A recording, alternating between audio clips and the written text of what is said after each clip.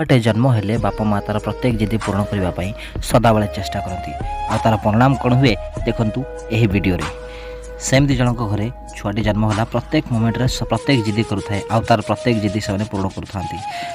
बड़ ही चलला समय संगे 10 वर्ष 15 वर्ष 20 वर्ष हो मम्मी मम्मी मत सिगरेट दरकार ओके मिल मम्मी ये कौन ना रोबोट मत दरकार ना ओके बाबा मुझे देवी एमती ही पिला जिदिया ही चलला 15 वर्ष 20 वर्ष जवान हो सारा बे कहला मम्मी मम्मी आज रात मुझे लेट आसबि ना कहीं मो मद पीकी फेरबी तो से ओके बाबा मो बाबा मद पीऊ सब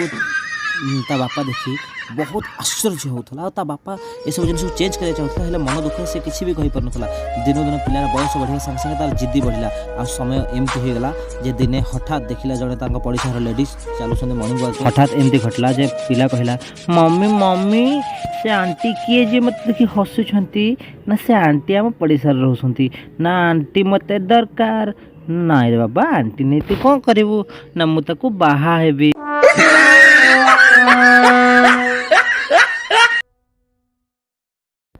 एक कथा नुहे जे पिलांकर जिद पूर्ण करने कथा नुहे हेले पिलांकर प्रत्येक जिद पूर्ण करने द्वारा दिन समय आसो आप एमती समस्यार शिकार हो